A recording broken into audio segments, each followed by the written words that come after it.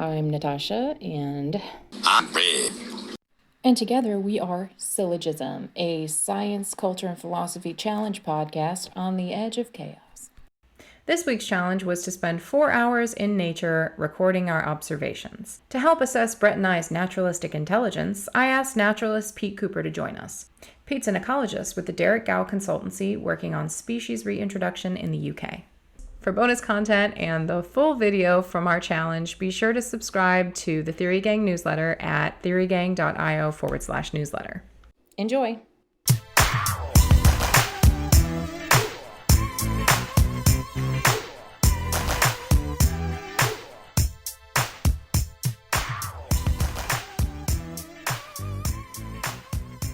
Like the cheese on Domino's, it flows like my hose.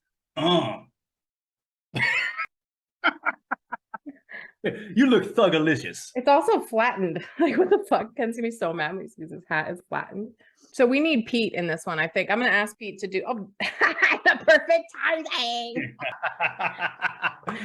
Seem to be the only one sitting outside without sunglasses on. No, we just decided we're gonna record a TikTok. Excellent. I highly recommend. Would you like to participate in the TikTok? Well down for it. Well down for it. Oh my god. Okay. How are you, Pete?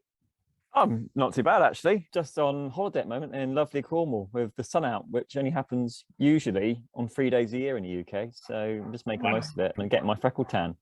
Oh my gosh. In your naturalistic glory. I'm going to put my sunglasses on for you. Absolutely. Yeah, see, we got to see and everything. Oh my god. It's fantastic. See, we picked the right one for this challenge. Absolutely. Oh, completely. I mean, it is still ecologically fairly sterile compared to what it should be, but it still looks pretty. Is it sterile naturally, or is there a human call? Oh, human, yeah. I mean, it was Aldo Leopold who said that one of the punishments of being an ecologist, I might be paraphrasing here slightly, one of the punishments of being an ecologist is waking up to realize that one lives in a world of wounds, because we've basically sterilized the land, certainly in the UK, for about 3,000 years. Basically, when we started farming, that's more or less when it started. But in the last couple of centuries, with mechanization of agriculture, with the applying of nitrates and phosphates onto the land, we've screwed over the very soils before you even get to the species on top. So what you're looking at there is a very different landscape to what would be there naturally. And even if you try and let it go a bit, in some cases, we just have buggered things up so much that it's very difficult for it to reinvent itself, because the soils are weaker, because there's too much nitrate in it, all that kind of thing. So when people look at a green and pleasant land like that and they think, oh, what lovely natural beauty. Oh, there's very little nature left in there. I mean, around here, you've got these lovely little valleys on the cliff tops where it's difficult to get cattle grazing and you can't do any agriculture there. And you do get some sort of vegetation communities that are sort of a bit more what you'd expect in a sort of a natural wasteland, but it's little corners here and there, basically. So it's like window dressing of a natural environment. Really, it's just like our human domiciles themselves. It really is just, we're going to make it look as much as possible like this, but you scratch the surface ever so slightly and there isn't much there. Yeah, completely. This is like fucking sad boy ecology. I don't want Yeah, that's my disclaimer. If you really sort of don't want to get depressed, then hanging out with ecologists is not fun. You seem very chipper and upbeat, though. I mean, your TikToks are hilarious. Yeah, at the end of the day, there is that side of it. But the other side of it is that nature is also the most wonderful thing. And if you can do as much as you can, not necessarily trying to hold on to what little is left, but trying to put back as much as possible as we can support, then actually it's a very life-affirming thing. The way I see it, sounding completely unscientific for a minute, even though I have been educated to a scientific background, is at the end of the day, the reason I love nature so much, it's the closest thing in this world to magic. It just is. It has been for millions of years. It's not going to change that anytime soon. And in all the sort of weird fictions that create for ourselves as humans, I mean, the guy, I can't remember his name now, the chap who wrote Sapiens. Yuval Noah Harari. Absolutely, yeah. And the way he said that our lives as humans is based around stories, be it literal stories, but also economies and laws, etc. It's all effectively something we've created. That's something we haven't, and we still have no idea really how it works. And that's just fantastic. And there's a pure joy about nature in the sense that a small child who's still trying to figure out the world around them, can't even speak yet, will be hypnotized by a butterfly. That's the kind of essence of nature I think I like to think I've carried on the 28 years I've been living so far. And at the end of the day, that's full circle. I love it. Thank you. You were like went from sad boy to like Absolutely. Yeah, and the sad boy stuff sort of motivates you to make you a happy boy again. So it's all good. I love it. Oh, Pete, I love you. Don't hear that very often, but yeah. You do. You just made my morning. Yeah. That and that you said fuck Domino's, fuck Little Caesars. I mean, yeah. Domino's was my first job, so I'm more than happy to fuck over. Domino's for real. Yeah. They're real environment 10 years destroyers. ago now. That's my 10-year anniversary to work at Domino's. Bloody hell. Damn. Time. Yeah. Congrats. We should order pizza. Celebrate. Absolutely. Yeah. I don't know. I'm sure there's something going on where we are introducing way too much nitrogen into the soil to grow the tomatoes that make the pizza sauce, and ultimately it's like almost tantamount to environmental suicide. Completely. bring it full circle back to absolutely. It's not full circle. You're just doing a kickflip. Like that is not full. You're being an asshole. Do I need to rap? No. Dear God, no. Yeah. So Pete, I don't know did you do the I mean, you do the challenge every day. Like you are the challenge. Pretty much. Yeah. So the way that Brett and we were kind of farting around thinking about how we would want to do this. Brett made a skit. So for your entertainment, he made a video. I took videos and pictures of my observations. And I think what we'll do is perhaps we will kind of demonstrate these things for you, and then you can critique us and talk about our naturalistic intelligence and lack thereof. So there are two videos. The 5-minute video is the one where I'm actually walking in nature and trying to do something rather serious. The skit is just absolute absurdity. It's about 2 minutes worth of stuff that will probably fry your brain. That's all right. That's exactly my kind of humor. Decide what you want to show it. Why are you so like self-conscious, Brett? Oh, because one demonstrates something like a quasi-naturalistic intelligence. The other one is a spoof of naturalistic intelligence and how some of that might go a little bit too far. Okay. I'm fucking concerned now. Oh, I'm intrigued. I want to see this straight away. You might want to see that one. So what we'll do, we'll start with mine then, and I'll wait for yours to re-download because clearly my computer hates you. This almost sounds like a statement of pride, like unplayable. Sounds like Titanic. Not even God himself could play it. Yeah, it's art inacrochable. Absolutely. Thank you very much. Thank you. So I'm just going to narrate. I didn't make a fucking skit. I'm just going to narrate. Immediately upon walking into the forest, I was assaulted. There was a huge fucking orb weaver right in the middle of the trail. And this is a mountain biking trail. And so I was like, what the fuck is nobody mountain biking? And I saw several people mountain biking. It's 7 miles of mountain biking trails. And orb weavers apparently like to make their web in big, wide open spaces. Their webs are messy as fuck. So I actually saw a little tiny fly land straight into it right before I almost went face first. And this motherfucker reacted so quickly. He grabbed that shit and just snatched it. And it was amazing. And I don't think I've ever seen that in real time. So that was pretty and I hate spiders, by the way. I do not like spiders. I love lizards. I love snakes. I love reptiles. I love a lot of other insects. Spiders, for some reason, can get fucked. And that's a very good reason for that, because they reckon it is the genetic memory from when we were apes evolving in the savannah to basically avoid something that was very small and it'd be very hard to detect otherwise, but potentially very deadly. And that's why you see spiders and snakes that sort of still reside as these sort of chief phobias amongst people, because genetic memory saying that could be really deadly, avoid it at all costs, basically. Right. So when people say, I don't know why, but whenever I see a spider, I just want to run out of a room, it is based on a very real reaction to fear, basically. So yeah, you're completely justified in feeling that. Even I disagree with it. I think spiders are lovely, but then I'm weird like that. I find all animals lovely. And I find that their predator response like that you described, it was so quick. I think that's like a thing of beauty. In the same way you've seen a lovely sunset or watching a herd of gazelles run around is beautiful. I find that predator response from a spider beautiful in the same way. So the other thing I saw was I had never in my life seen a black widow, and there were black widows everywhere, dozens of them. And so here's me. So you see her. When I tell you, it is motherfucking spider season out here in the woods. It is motherfucking spider season, bro.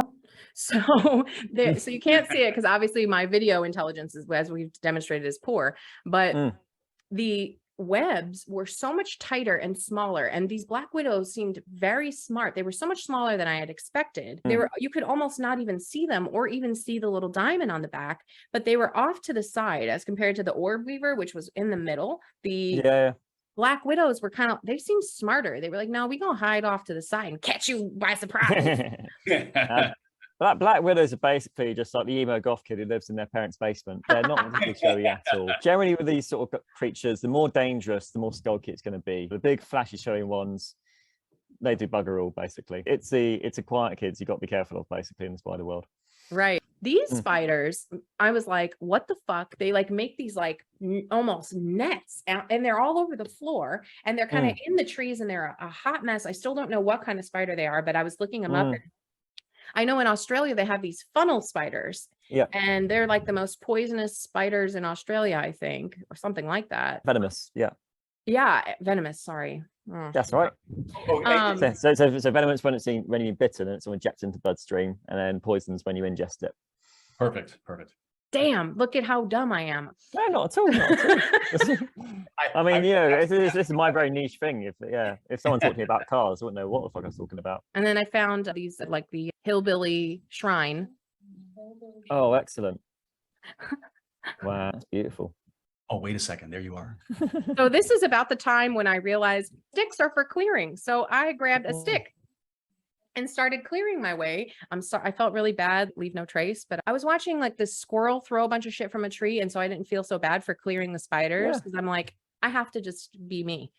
Well, at the end of the day, there's lots of animals as they go through doing their thing. They are disturbing the vegetation as they go. That's basically what large mammals do. So as long as you're not completely trashing the place, you're bashing around with a stick for a little bit. It's just all part of the massive chaos of nature. So yeah. We have done that, living almost anywhere under pre-industrial conditions, going through places, clearing areas, and not much worse than, well, en masse, we might be. Well, we are, but some rhinos will knock some stuff over, and great apes, I'm sure, will knock some stuff around too. Oh, great apes are messy as shit. Yeah, totally. Let me see. Oh, no. Oh, there he is. Oh. Wow. Oh, that's a big one.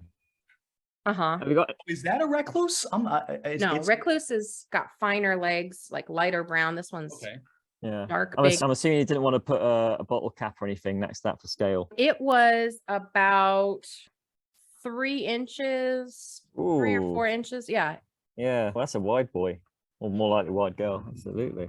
Yeah, very big. So I'm like filming this, and then this motherfucker pops up out of nowhere like a goddamn mushroom. So I'm filming. Like, I just had a crap. It's the Blair Witch. Scared me.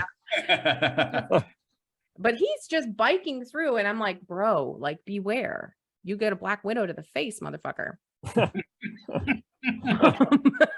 Probably the second most common cause of mortality amongst bikers in the States, I hear. Facewidows. Oh, there was some shit falling on my head. And I'm like, what the hell? Is it water, particulate matter? And so I found these little walnuts. I'm pretty sure they're walnuts, but it looks like a walnut to me. And then I found that they were kind of opened, and I'm like, I know there's a squirrel up there eating it. So then I was kind of like looking for Mr. Squirrel, and he was up there indeed eating the walnut. Yeah. So he was up high, shaking the trees. He was a tree shaker. And your squirrels are actually meant to be there, because we've got a load of your American grey squirrels in Britain, and they basically mostly wiped out our native squirrel species. Assholes. Places. Yeah. It's just Victorians, basically. Victorians were prime assholes in seeing animals elsewhere in the world and going, oh, that looked nice in my garden. So they brought over a load of grey squirrels and stuck them in their big estates. They got out and they basically have a disease called Squirrelpox, which they're literally Squirrelpox, which they're resistant to, but the red squirrels, not so much. So by about the 1980s, the red squirrels basically left in islands where they can't swim to, or the far reaches of Scotland and Northern England. The rest of the country, the greys have sort of kind of taken over. At the end of the day, the grey squirrels are what most people's first nature experience. Like, they're very happy to live in city parks. So that's many people's only experience of nature. So you can't fold that. But yeah, if I could press a button that would get rid of all the grey squirrels in Britain, I would do something. Genocide, squirrel genocide, really, Pete? Yeah, it was a tricky thing. It's not the squirrel's fault, it's ours. And it's a common method. Like, invasive species are the second most problematic leading cause of species decline around the world. I mean, it's not just American grey squirrels. We've got Japanese knotweed, Himalayan balsam, American red signal crayfish. And basically, the problem is with species and ecosystems, they're always in flux. And they're incredibly complex things. We still don't quite have the idea of how they work. But if you have something, the species from an ecosystem that's evolved for millions of years of separation, go into another system that's again involved with millions of years of separation from that. And if that species doesn't do well, and it does well, then it's more likely to basically be knocking out the species that has evolved within a sort of, I don't like using the word equilibrium because there's not really such a thing as balance in nature, but at least adapted to that environment, and that can make things go a bit skew. So not all alien sort of non-native species have a bad effect, but sometimes they do. And when they do, it can be really quite nasty. And many species have gone extinct as a result of that. I mean, the case in point is New Zealand, where half their bird species have gone extinct, and a large majority of them have gone extinct through invasive rats and cats and stoats eating the eggs and chicks, basically. So do ecologists basically go around and clean up the mess that people are making? Like they're just kind of, oh, fucker, really? You just brought some squirrels over? Pretty much, yeah. I mean, I weren't really ecologists 200 years ago. So yeah, we're sort of saying that in retrospect now. But like yeah, saying, oh, fucker, really? Totally, that's a lot of it. And there's a lot of ecologists in Britain who spend a lot of money trying to get rid of Japanese knotweed, which is difficult to get rid of once it takes root. Our consultancy, we specialize in the ecology and the conservation of water voles, which are the rodent which inspired Ratty and Wind in the Willows. It used to be really common. Now there's probably fewer than about 75,000 water voles left in England and Wales. Now, bearing in mind, water voles, they're a rodent that's about the size of a rat. They should be in their millions. This is really not the case as it should be. And part of the main reasons for their decline through habitat simplifying, so making habitat not as complex as it used to be. But that's also allowed the American mink, which basically escaped from fur farms or was deliberately released by animal rights activists who don't know any better. They basically devastate the water vole because where they evolved in separation, the mink can hunt the water vole in the burrow. It can also hunt them in the water. It's like the Terminator. And the water vole is a little hairy Sarah Connor that just can't do anything. And a large part of water vole conservation is killing mink. And mink are beautiful animals. I don't think it's their fault at all. It's our fault to put them in that situation. But again, it comes down to this idea of you can't necessarily give these animals, these species, moral agency in the same way that wolves aren't evil because they hunt deer. Right. It's not the mink's fault. But equally, you can't be like, oh, mink should still be let to live. But that comes to the expense of wiping out a native species.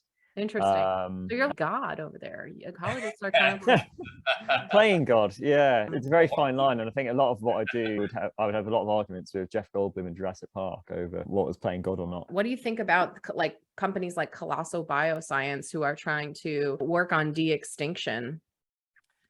Bring back. Yeah, it's a really interesting one. It's a really interesting one. I could justify it if you're bringing back species which still basically have an ecological role, would still be here today. And in that context, you could easily say that mammoths do have a role today, because if it wasn't for us, the mammoth probably wouldn't be extinct. I don't know if you're familiar with the Pleistocene Overkill hypothesis. Basically, when humans first arrived on the scene, when we left Africa and started colonizing all different continents around the world, every continent, big island had a megafauna. The only continents you'll find the sort of fairly decent megafauna compositions today are in Africa and South Asia. And that's because they evolved alongside humans as we were evolving. So, you know, they learned our tricks of the trade and how to avoid us and basically find a rough sort of equilibrium of us. But when we reached Australia, when we reached the Americas, when we reached Europe, when we reached Madagascar, New Zealand, we arrived with an intelligence and an arsenal of weapons that had never been seen in any species that had evolved before. So within a few thousand years of humans arriving, in Australia, you see the extinction of the giant wombats at the size of rhinos, the ducks that were 6 foot high, the marsupial lions that are 6 meter long Komodo dragons. You see the mammoths, mastodons, saber-toothed cats, ground softs, giant camels, giant armadillos, giant beavers, short-faced bears. I could go on and go on. America had so much megafauna, but all wiped out within a few thousand years. In Europe, the elephants, mammoths, cave bears, etc. And then in Madagascar, giant lemurs, elephant birds, the moas, and the Hass eagles in New Zealand too. And basically, there are some people who argue it's climate, but the thing is, these all happened after the ice age, or just as the ice age is training out, or just before the ice age. But when we talk about the ice age, it's not one ice age on its own. It's lots of ice ages and warm periods in the middle. We are in a warm period right now. We're in what's called an interglacial, and the fauna, the animals between these interglacials didn't really change much, even though the climate changed a little bit slightly each interglacial. So that didn't really hold water. The only thing that was different was humans arrived on the scene with all this weaponry, and we know that people were killing mammoths in the whole herds, driving them off cliffs. And if you're an animal which has maybe 1 or 2 offspring in your lifetime, it has a 24-month gestation period. And if you're putting enough pressure on that species, you can wipe it out fairly easily. So that's why you lose your big animals before you lose the small ones, because they're not as well adapted to this intense pressure we put on them. it seems like what has happened is we've become pretty much not exactly, but almost the last surviving megafauna. And we have tried to supplant all the things that would have normally been maybe apex predators in those areas. But we're not sufficiently providing for that role. Kept things, I guess, in balance in a way that we would have seen before we. Yeah, I mean, we don't function the same way an actual predator would. We're very removed from the ecosystem as a whole, and particularly with predators as well. It's not necessarily about removing numbers, reducing numbers. It's about changing behavior. So you may well have heard about how wolves changed Yellowstone National Park after they were reintroduced. That wasn't by reducing the number of elk. It was by changing their behavior. Basically, it meant that rather than hanging about in a little valley where they can easily be trapped, they would avoid the places wolves could easily kill them. They'd always be on the move because you never know when a wolf will be around the corner. You never stayed in the same place for too long. And that allowed us vegetation to recover. And it's a problem we see over here in the UK. I mean, the last wolves were probably hunted out in Britain. I mean, my boss is actually writing a book about it at the moment, because it's a very uncertain date, but probably about 500 years ago, 400 years ago. And what you see are people trying to restore habitat parts of the UK and the uplands, but it's really hard to do so because any of the trees they plant or the vegetation they're trying to allow to regenerate naturally is just eaten by deer like that, because there's 14 red deer that stay in the same valley. They don't need to move. Why would they? And they just eat anything you're trying to recover as a free meal. Whereas if you had wolves back there, they would keep those animals on the move all the time. You want to scare these animals shitless if you want to get nature recovering. And that is the kind of problem we're left with. But even that could be artificial, because at the end of the day, wolves are seen as a top predator now, but in this sort of Pleistocene baseline, which ecosystems have basically evolved alongside. So the plants and animals you see today pretty much all evolved in the Pleistocene alongside these big animals like mammoths and saber-toothed cats who've now wiped off the face of the planet. And it may well have been the case that, yes, deer would have been moved by wolves, but would mammoths have been moved by saber-toothed cats in the same way? Probably not, because those saber cats are big. They're not big enough for a mammoth. Right. Okay. I'm going to push back on some of this with you, Pete, because this is my issue with ecology, and my issue with also Ted Kaczynski is he talks about the horrors of technology and the Industrial Revolution has ruined everything, and fuck all of you guys. So all of you should die and we can just rewild everything. But the truth is, let's say we've got your 14 red deer and then you introduce the wolf, right? Let's say you reintroduce the wolf. Now the deer have nowhere to go because there's 18 housing developments next door.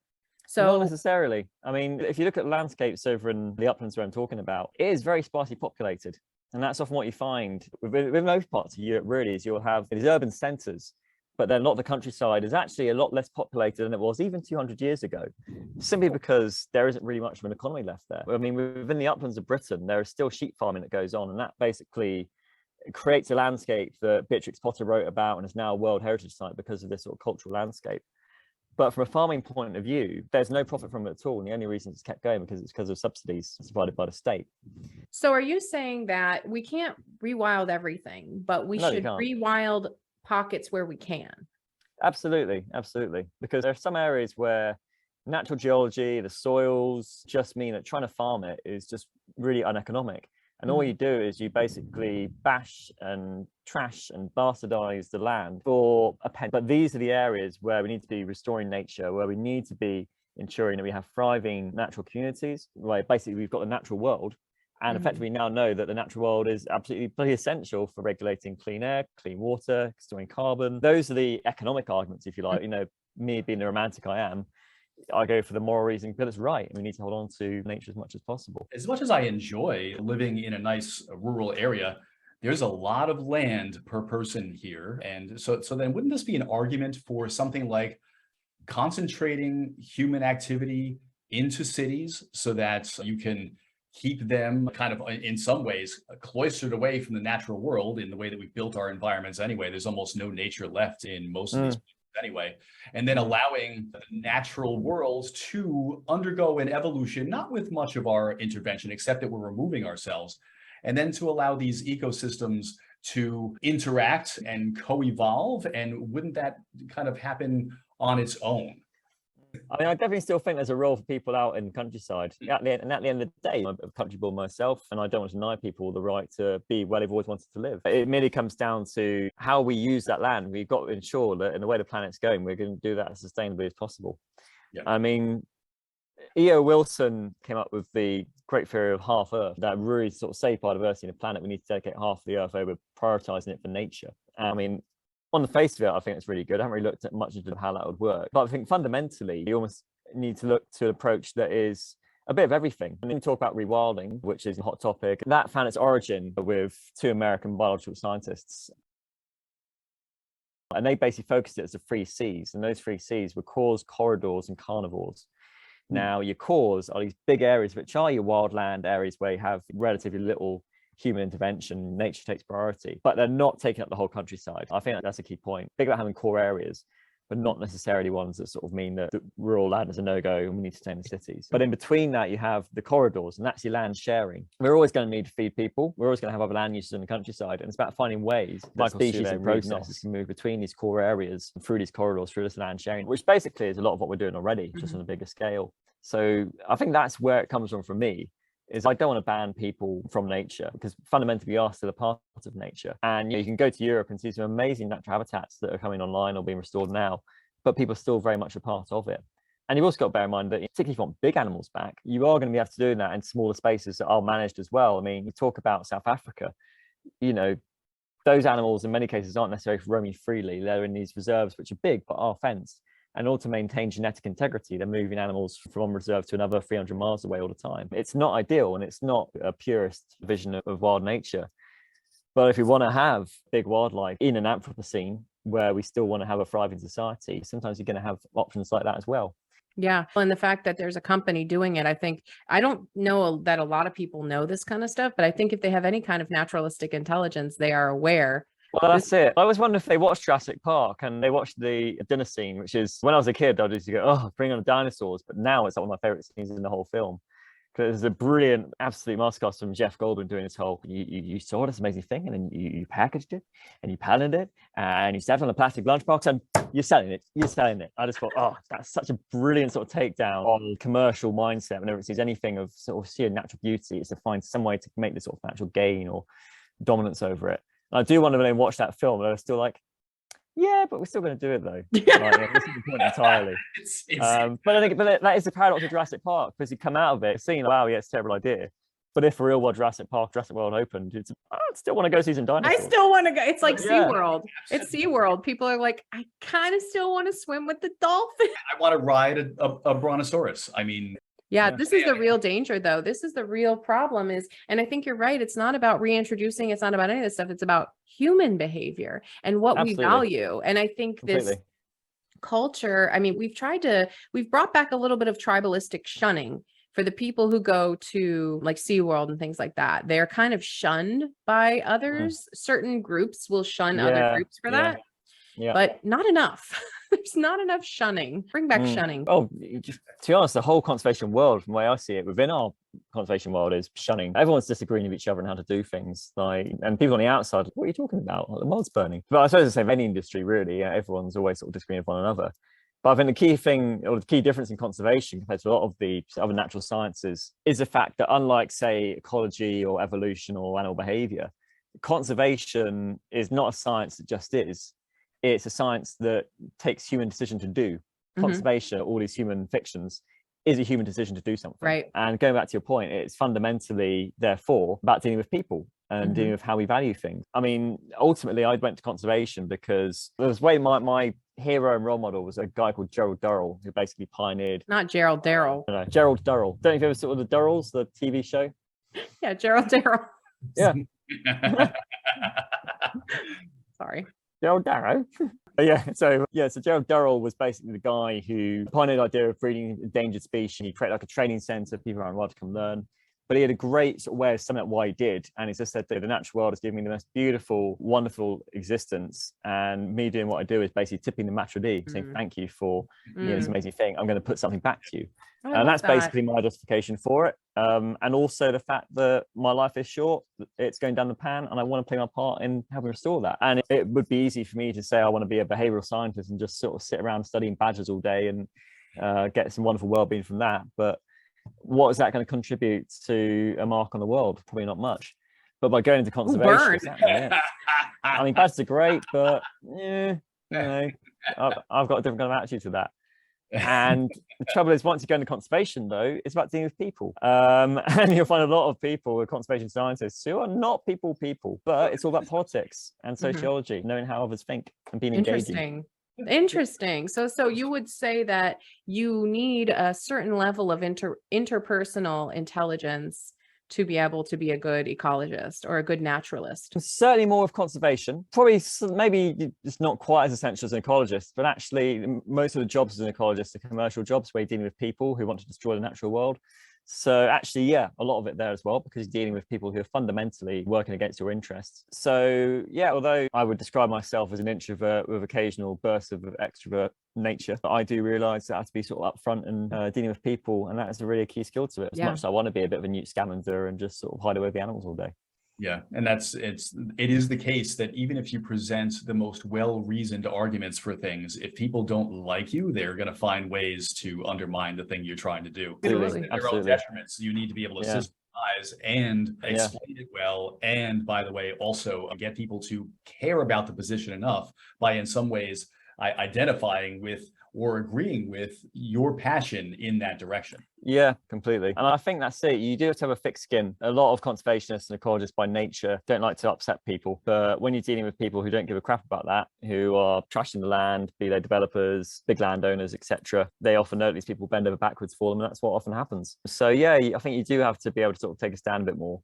And actually, I think that's why you see some of the strongest campaigners. So people like Chris Packham, who's one of the leading nature presenters in this country, have Asperger's, because it just gives them the sense of, I've got a mission. And by not caring what people think, I can say what I like. And that's been a real advantage. So you're like, if you are on the spectrum, you should try conservation. Yeah, probably. Yeah, definitely. Yeah. It works in Silicon Valley. I didn't see that coming. That's one of the best ideas there. I did not anticipate that we would be calling all people with Asperger's to rewild, but I like it. As a non-Aspie, I do have a question, and that is, when you think about how it is that we took over the natural world in such dramatic fashion in such a short time, pretty much invading every area and just upending all kinds of natural ecologies in ways that we understand that are also harmful to us, I also think about how when we try to intervene, how very often it becomes difficult to imagine second and third order effects beyond the thing that you think that you're doing. Have you ever seen an instance in which an attempt to conserve something, rather than resulting in the net positive that we're hoping will happen, there was a detriment in some area that was actually unpredicted because the system itself was so complex that you couldn't foresee the outcomes? It happens very frequently, but the problem is, again, because conservationists and ecologists don't like bad news, they often won't publish bad news itself. So there are plenty of failures, but it don't often go reported. It happens very regularly. One that you could talk about that would help to kind of illustrate the point? The white-tailed eagle. So it's a species which used to be found all over the British Isles, but again, through persecution, it's mostly wiped out from most of Britain by about the 1600s. And the first attempt to reintroduce the species in the 1970s was an absolute disaster, because partly they were reintroducing them in the last place they were found. Now, a big error, particularly in the British conservation scene, is assuming the last place you find a species is the habitat it prefers. That makes no sense. Not the case. It's the survivorship bias. It's completely it. And the last places eagles are found were isolated points on the west coast of Scotland. And the west coast of Scotland is pretty inhospitable in most cases. It's windy, it's wet, winter can kill you very quickly, food is pretty thin on the ground. It's not ideal, but they attempted the first reintroduction on a remote island in the Western Isles. And yeah, it did not go very well at all, because it was a bit like trying to release something into a slightly wetter version of Mad Max apocalypse landscape. Great film. There's like eagles walking around, like limping and... Totally, yeah. Witness me, and oh, it's great. I'm already getting ready to deck out my van with spikes and skulls for the incoming climate apocalypse, but you know. Mad Max Eagle meme coming soon. Can't wait. Wow. No, but this is great, because I think this is my beef, and I've never mentioned this on this podcast, I don't think, about effective altruism, is we have this utilitarian ideology on which I'm certain a lot of conservation is probably focused on, in some way, with some outcome as being the ultimate ideal. So in effective altruism, the ultimate ideal is to reduce human suffering.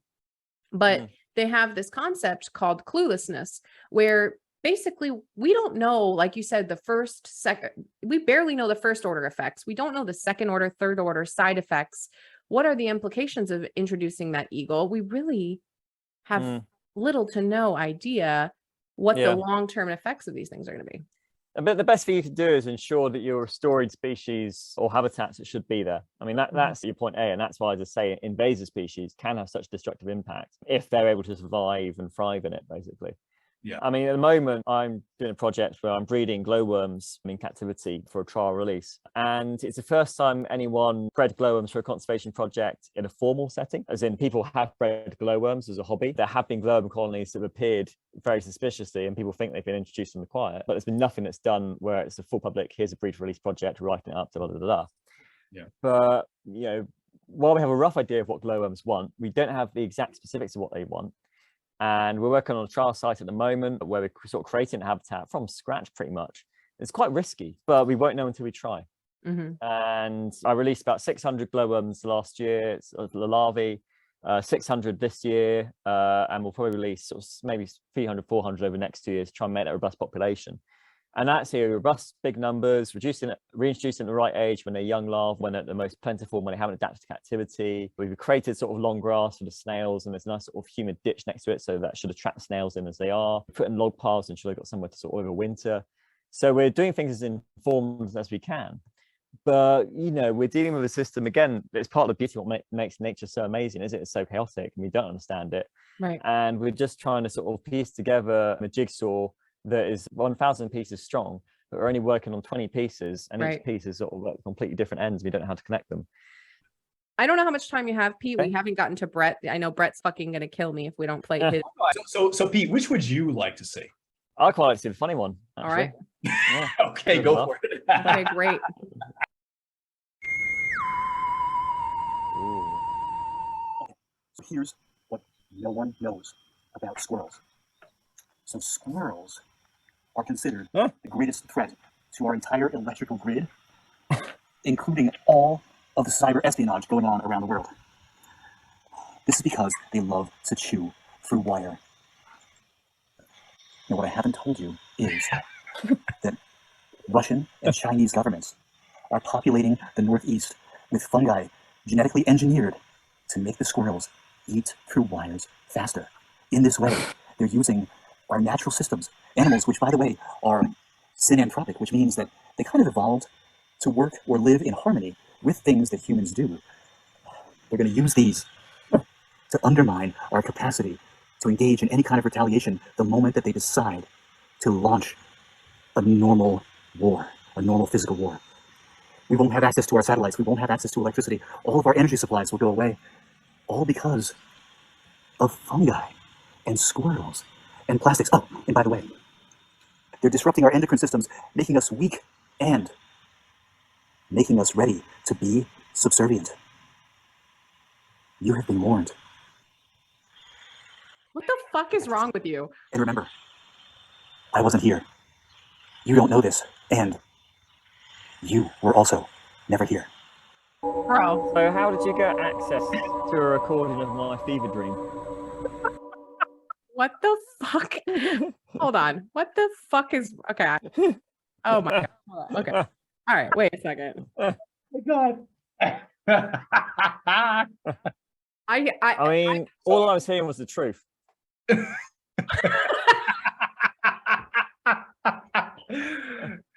You're a psycho.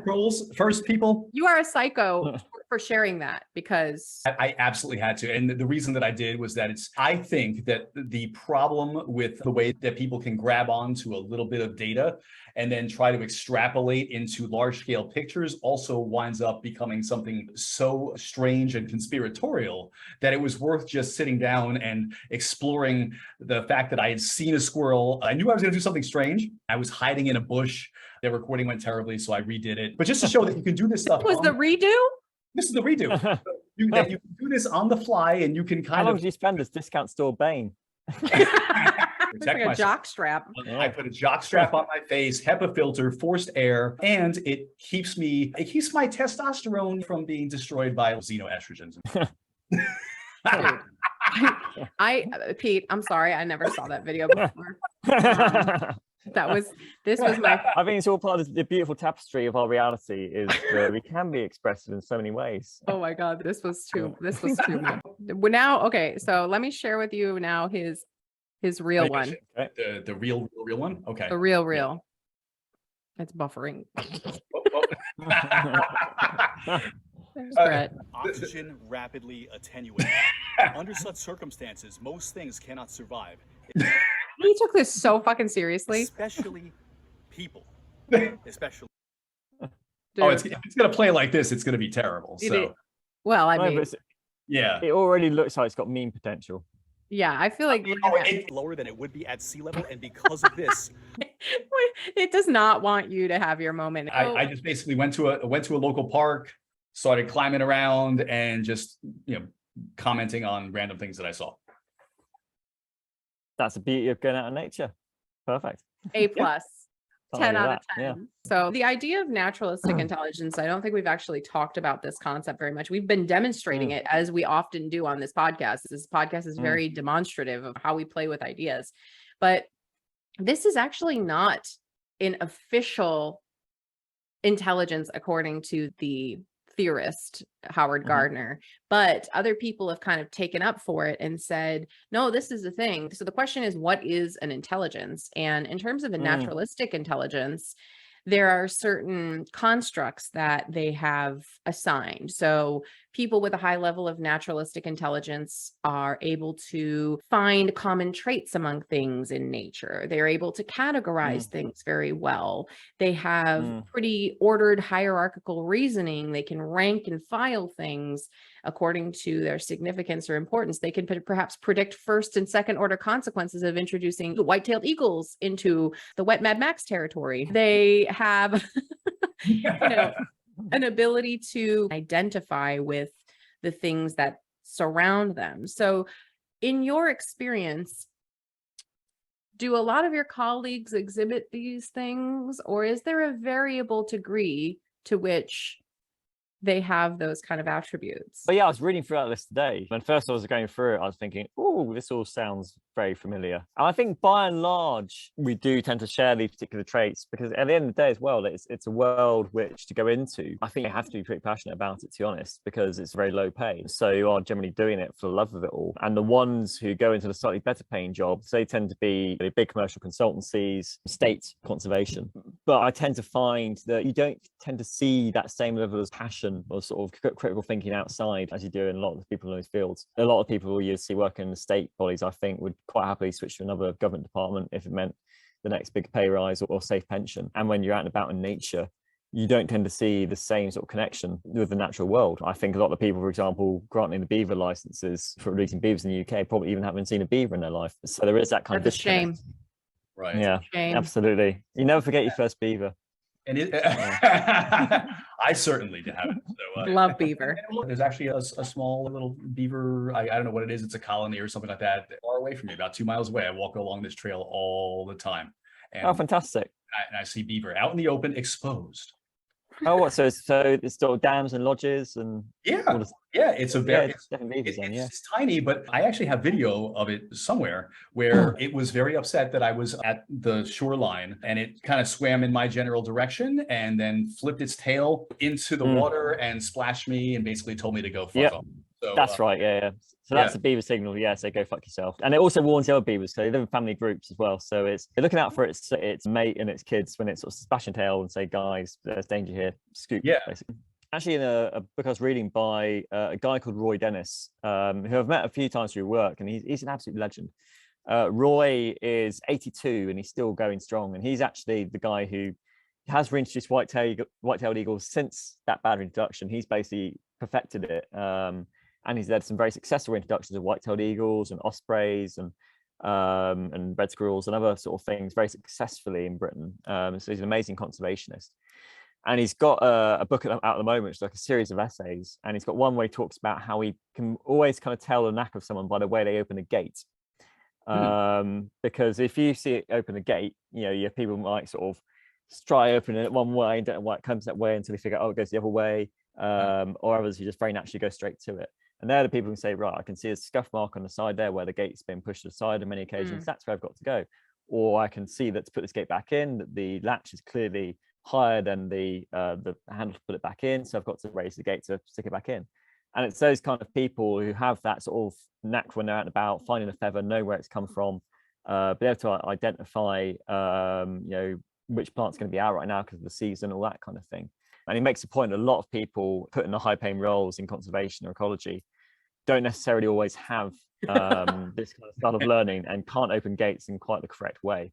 And actually, it's quite a useful thing to have. So I think that's where it comes to it, that a lot of the natural thinkers, would be in that category who could see a gate and know which way it opens fairly quickly. Interesting. So it's intuitive. Around them. Intuitive, yeah. There's a different level of interest or a different kind of interest. So someone like yourself is driven to actually have an impact on the natural world that could survive in ways that impact humanity for millennia. Whereas someone working in a corporate or governmental setting, very often their incentives are simply the financial. And so once they get the reward of the paycheck, there really isn't necessarily an incentive, an internal drive to continue to do things that you're doing. And so they differentiated themselves from the natural world, almost in the way that we did with industrialization, where you're no longer a part of it, you don't see it, you haven't interacted with an actual beaver, and what you're thinking about is the human element, which is it's the money coming in, it's can I fund more projects, how many people am I managing, divorced once again from nature. The fucked up part is that those institutions are the ones that actually have the greatest impact. Corporations and large scale institutions have a much more significant impact than poor Pete over here. Yeah, no offense, absolutely, absolutely, yeah. And you're with your glowworms, here's fucking Chevron over here with a bunch of button pushers and people in their environment are consultants who are basically a bunch of assholes. And Pete's over here dedicating his life to beavers and glowworms, who really actually cares. Yeah, and you'll find that in Britain, there's a huge NGO network. So these charities basically who go out and do nature conservation. And that tends to be where you find the passionate people, because, they do feel they are doing stuff that's direct and actually helping make a difference. But there is very little money in it, and you don't go into it for that. But Pete, also, so I was watching this documentary, I can't remember which one it was. It was one basically talking about maritime conservation. My husband is very interested in this. I think in his second career, he will do coral reef restoration and things like that. Yeah. But what we were finding is that there's really no way to regulate commercial fishing.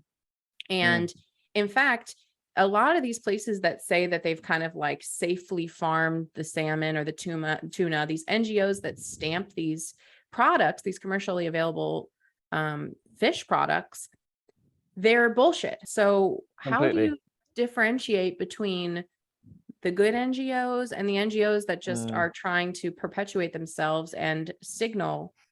Yeah, it's really hard. I think the best way to really want to go into it is, really examine the accounts of some of these bodies, look at the real world outputs as well, and see if they're justifying the means. You do tend to find a lot of NGOs, the bigger they get, the more like Icarus, they try to reach for the sun, and that's where, things can get dodgy. But equally, the smaller they are, they're more limited in what they can actually do. So it's very hard to find that sweet spot in the middle. Someone I know very well used to work for a environmental NGO. They actually went into conservation because they were sick of their job dealing with human politics. They wanted to sort of give something back to nature. But in the end, they left because they found out that basically, although they were doing, some field projects around the world quite well, they were effectively taking money from any odd sort who give it. And that would often be big oil companies with very dodgy human rights standards, all in the name of greenwashing. They'd throw money at them to say, so that these big companies could say, oh, look, we donated such and such to this NGO. And that was their MO. And basically their CEO would basically accrue these funds by doing these big fundraisers for wealthy people and be like, okay, look at the wonderful work we're doing. How much for that? And one big oil company would say 10,000 and all it away. And this guy lived for it. He lived for chumming up with the rich and thought Greta Thunberg was a miserable sort and all the rest of it. Because, she wouldn't, if they tried to get on for a project, she would look into this NGO's accounts and see instantly they're working with people like Shell and all the rest of it and basically sell them down. Is it possible to separate the funding source from the activity? Like if you take $10 million from Chevron and then just say, fuck off, I'm doing what I want to do. Like, yes, you're not going to get funded again, but it is really difficult because we live in a world where, it sounds like a trailer, we live in a world where it's very difficult to get money from the state for this kind of thing. And I think a lot of time that comes down to the individual who's receiving the funds as to where the line for their standards lie. Exactly. What company is ethical? I mean, the companies don't have ethics. Companies have bottom lines. Yeah. And just an example. So Coca-Cola basically put a ton of money into wetland projects. And there's actually one beaver project in the UK that was funded largely by Coca-Cola. Sorry, not sorry money for causing massive pollution leaks outside their factories in Southeast Asia. And that's the reason they're doing wetland restoration, almost like an offset for the fact they basically screwed over these habitats in Southeast Asia and the communities who rely on them. Really hard. And you see now why it's so much harder going into conservation from a human point of view than it is to stay just studying badgers and doing the animal behavior route. But it's at the same time about trying to make a difference and give something back to the world. Right. You need both. I mean, you really do need the Aspies for the field work and then the schmoozers for the other work, because you have to work it from the inside. Because if you think about Coca-Cola, for example, they have on their box of cans, recycle me, I'll see you later. And that gets down to the individual mandate of like, who should be responsible for cleaning up the bullshit. Oh, completely. It's this idea of saying if you recycle, you can save the planet, which is being pushed so far up by these corporations while washing their hands of any responsibility. Right. So there is an element of that, I think, to the funding side of things too. That you can throw money at things, but change yourself as well. Yes, and on we push. So what we need to know from you is it's really unfair for you to judge based on Brett's performance. So I would just like to say that my performance was stellar, and they're watching you. I'm looking at the Atlantic right now, so I'm looking towards the States. It's over there. We're watching you. Yeah. Okay. So we need to know. I'm just gonna ask you these things because I think this is the best way to get about it and make sure we get the answers to our questions. On a scale of 1 to 10, what is your logical mathematical intelligence? Oh, 3. I'm terrible at maths. 5, I don't know, but I'm really crap at it. Okay. I had to have a private tutor when I was at school for maths. Not that great, that sort of thing. All right. So what about spatial intelligence then? Your ability to rotate objects in your mind and find your way around? Not that great either. Probably about 6. Then again, I'm pretty good at my reversing about driving. So no, I'll stick at 6. 6? Okay. 6, edging on to 7 if I'm driving. What about linguistic intelligence, your ability to communicate with words? I'll give myself 8. Okay. I would too. I think that's a good one. What about interpersonal, your ability to understand others and work with them? Oof, bloody hell. Depends what day you're asking, to be honest. Friends and family, to be honest. But I would go with 7 today. I'm feeling positive. Today. All right. What about intrapersonal, your ability to understand yourself? Oh, it's really on the spot. 6. I would say 7, but then there's days where I'm like, oh, maybe I don't really know who I am. Okay.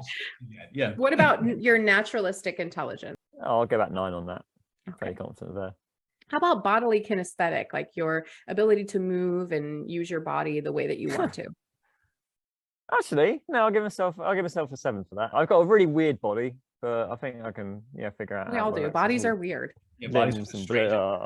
I need some stuff like that.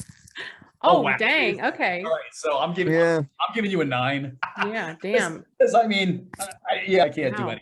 So okay, that's a great break dancer. Yeah, I do like a little dance, and people do say that my dance style is basically just sort of limmy and very sort of flowy. So okay, you sure 7? The first TikToks I did with dancing, so yeah, I'll go with that. Yeah, let's go with 8 actually. Okay, I like it. I like it. What about your musical intelligence? In what sense? As in listening to, playing? All. All. I'm going to go with 7 on that. Okay.